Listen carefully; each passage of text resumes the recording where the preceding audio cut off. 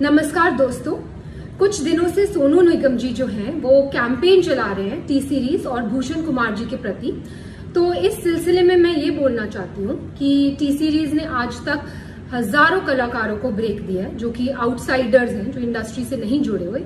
उसमें music directors हैं, singers हैं, लिरिसिस्ट हैं, एक्टर्स हैं, डायरेक्टर्स हैं। मैंने खुद अपनी डायरेक्टेड फिल्म यारियां में 10 न्यू कमर्स को चांस दिया।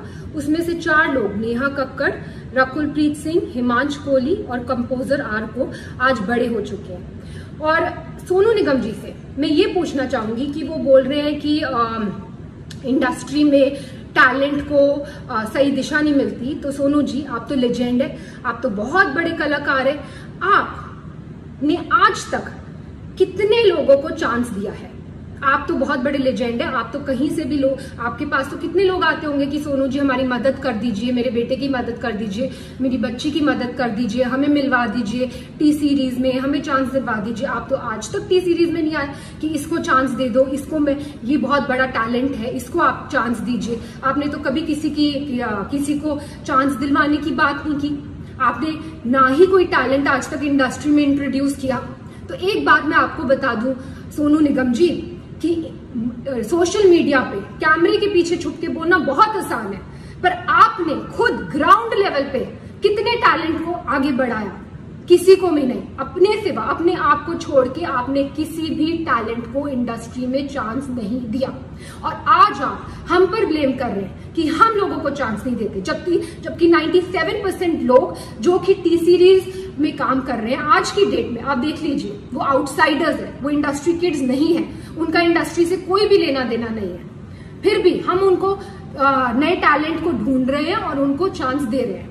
दूसरी बात जो आपने बोली अपने वीडियो में, वो आपने ये बोली कि भूषण जी आपके पास आए और उन्होंने आपसे कहा कि भाई प्लीज मुझे बाला साहब ठाकरे से मिलवा दीजिए, प्लीज मुझे स्मिता ठाकरे से मिलवा दीजिए, प्लीज मुझे सहारा श्री से मिलवा दीजिए। मैं आप सबको ये बताना चाहती हूँ कि सोनू निगम जी खुद 5 रुपए में दिल्ली की रामलीला में गाना गाते थे। वहां से इनको स्पॉट किया गुलशन कुमार जी ने। उन्होंने इनका टैलेंट पहचाना, इनको टिकट्स दी फ्लाइट की, इनको बॉम्बे बुलाया और इनसे कहा गया कि बेटा मैं तुझे बहुत बड़ा कलाकार बनाऊंगा।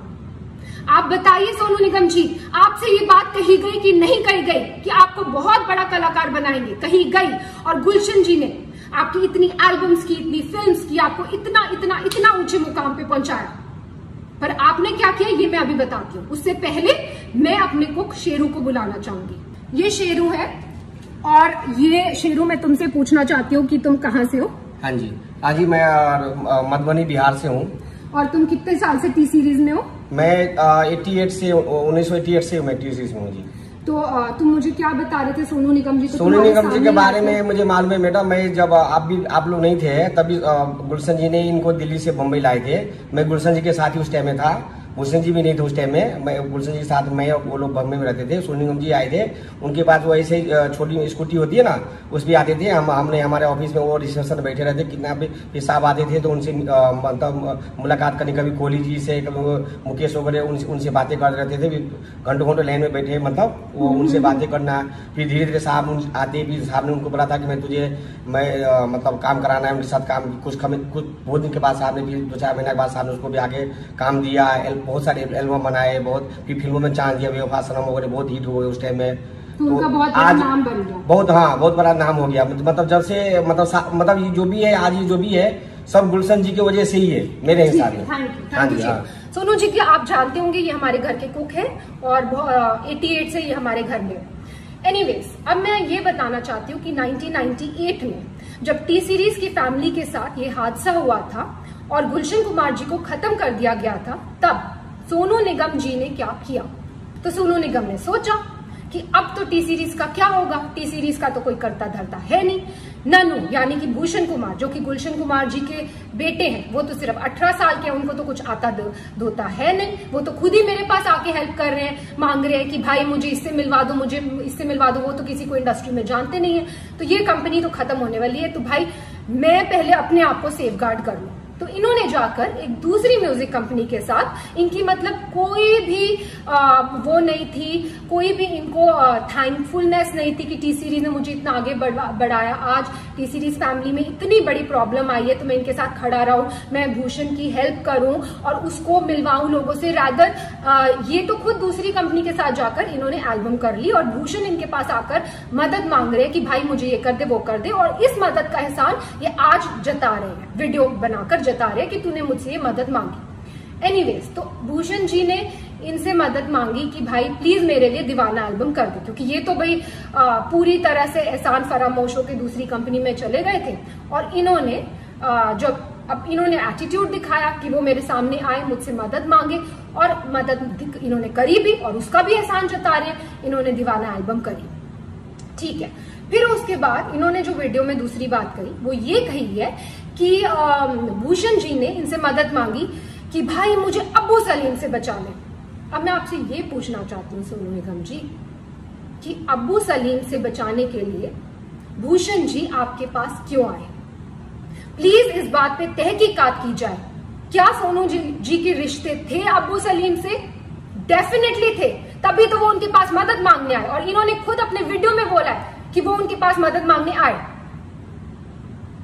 नेक्स्ट चीज जो मैं ये बोलना चाहती हूँ कि सोनू जी ने बोला है कि भूषण जी पे एक लड़की ने आरोप लगाया मीटू का, और उसके बाद वो आरोप वापस ले लिया गया और भूषण जी ने माफिया की चाल चली, पर मीडिया को सब पता है, मतलब भूषण जी मीटू रेपिस्ट है, लेकिन ये बात माफिया ने दबा ली।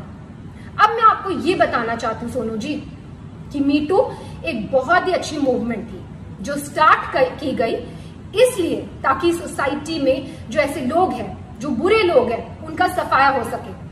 पर इस मूवमेंट का बहुत सारे ऐसे लोगों ने फायदा उठाया, पैसे ऐंठने के लिए, ब्लैकमेल करने के लिए, किसी को किसी से वेंजेंस है तो किसी लड़की के कंधे पे बंदूक रख के चलाने के लिए, और ऐसे ही हमें बहुत सारी ब्लैकमेलिंग कॉल्स आई मीटू के टाइम पर। उस टाइम पर हमने सिर्फ पुलिस की सपोर्ट ली, पुलिस की हेल्प ली, और पुलिस ने तहकीकात की और पुलिस ने ये क्लियर कर दिया कि ये तो सीधा सीधा ब्लैकमेलिंग का केस है। और पुलिस ने, हमने पूछा कि क्या आपको कुछ करना है, कुछ मानहानि का दावा करना है या कुछ करना है, हमने डिसाइड किया कि नहीं, हम मीडिया तक में भी ये बात आउट नहीं करेंगे कि क्या हुआ है हमारे साथ। क्यों? क्योंकि हम खुद किसी लड़की को डाउन क्यों करें, हम किसी लड़की को क्यों उसको इस तरह भरे बाजार में उसकी इज्जत उतारें। लेकिन उसका ऐसे बहुत सारे केसेस आए हमारे पास, और उसका फायदा आप जैसे लोग उठाते हैं। और कई लड़कियों ने एडमिट भी किया कि कई लोगों ने, जो सच्चे दुश्मन है इंडस्ट्री में, उन्होंने वो पीछे थे इस मिली भगत के, लेकिन देखिए आप आज भी इसका फायदा उठा रहे। मैं पूछना चाहती हूँ सोनू निगम जी, क्या है मीटू मूवमेंट? मैं लगा दूं आप पे मीटू, तो मैं लगा दूं आप पे मीटू, बोल दो आप मीटू रेपिस्ट है, हो जाएंगे आप मीटू रेपिस्ट। तो प्लीज सोच समझ के वीडियो बनाया कीजिए, क्योंकि आपने धमकाया वीडियो में कि आप उस लड़की का वीडियो आउट कर देंगे, बेशक कीजिए, पर नेक्स्ट टाइम कोई भी वीडियो आउट करना हो, याद रखिए प्रूफ के साथ कीजिए। बिना प्रूफ के मीटू मूवमेंट का कोई मतलब ही नहीं है। और कोई भी अगर बिना प्रूफ के कोई इल्जाम लगाता है, क्योंकि जब से आपने ये अपना वीडियो ऑन किया है तब से वापस हमारे पास ब्लैकमेलिंग कॉल शुरू हो गए, वापस कई लड़कियां उठ गई हैं कि हमें तो सोनू निगम जी से इंस्पिरेशन मिल गई है, हमें आप हमें काम दो, या तो हमें आप पैसा दो, नहीं तो हम आप पर ये कर देंगे। सिर्फ ये लड़कियां ही क्यों, बहुत सारे सिंगर्स और खड़े हुए हैं, वो कर रहे हैं, वो ऐसे ब्लैकमेल कर रहे हैं। मुझे ये वीडियो बिल्कुल भी नहीं बनाना था सोनू निगम जी, और भूषण जी ने तो मुझे स्पेशली बोला था कि हमें चुप रहना, हमें चुप्पी साधे रखनी है, लेकिन आपने अभी भी अपनी कैंपेन बंद नहीं की। आज भी हम कोशिश करते हैं टी सीरीज से कि 80% लोग, 100% लोगों को चांस दे, पर कई बार लोगों को काम नहीं मिल पाता बिकॉज सो मेनी रीजंस। किसी म्यूजिक डायरेक्टर, कोई धुन में कोई कलाकार जाता है, कोई धुन में कोई कलाकार जाता है। 80% लोगों को तो काम मिल रहा है ना मार्केट में, जो 20% को लोगों को काम नहीं मिल रहा वो कोई भी शुरू हो जाएगा, कोई भी किसी पे भी आरोप लगा सकता है। तो ऐसा माहौल है। और आपने जब अपना वीडियो ऑन किया तो मैं आपको बता दूं कि मेरे साथ क्या हुआ। मेरे हस्बैंड के against death threats, social media पे डेथ थ्रेट्स, मेरे लिए रेप थ्रेट्स, और मेरे बच्चे के लिए थ्रेट्स। मैं क्यों सहूं ये सब, मैं क्यों सहूं अपने बच्चे के लिए थ्रेट्स? और अभी भी आपकी कैंपेन बंद नहीं हुई है, अभी भी आपकी कैंपेन जारी है। आप इतने सारे सिंगर्स को अभी भी इकट्ठा कर रहे हैं और उनको एक गठबंधन बना रहे हैं और उनको बहका कर जिनको काम नहीं मिल रहा फॉर व्हाटएवर रीजंस, उनको काम इस बात में लगा रहे हैं, इस पब्लिसिटी लेने के ये मुद्दे में लगा रहे हैं कि उनके आपके साथ मिल जाए और टी सीरीज को हम कैसे खत्म कर दें, भूषण कुमार को हम कैसे खत्म कर दें। एक बात मैं आपसे कहना चाहूंगी सोनू निगम जी, आप किस टाइप की हैं ये तो आपकी बीवी ने क्लियर कर दिया था। उन्होंने खुद आप पे, आपको याद है, आपकी बीवी ने खुद आप पे इल्जाम लगाए हैं। प्लीज याद कीजिए उन इल्जामों को, आपने पब्लिकली जो आपकी बीवी ने आप पे इल्जाम लगाए थे और फिर आप दूसरों पे इल्जाम लगाइए। और मैं बिल्कुल, जैसे कि मैंने कहा, मैं बिल्कुल इस हक में नहीं थी कि मैं ये वीडियो बनाऊं, लेकिन इतनी मैं कश्मकश में हूं, क्या करूं, बनाऊं ना बनाऊं, ये सच्चाई लाऊं कि नहीं लाऊं। फिर मुझे फाइनली गीता से मुझे मेरा आंसर मिला। गीता में जब अर्जुन भगवान कृष्ण से पूछते हैं कि मुझे ये युद्ध नहीं लड़ना है, ये युद्ध लड़के किसका फायदा होगा, तो भगवान कृष्ण अर्जुन को समझाते हैं कि एक योद्धा के लिए धर्म से बढ़कर युद्ध लड़ने के अलावा और कोई बड़ी चीज नहीं है।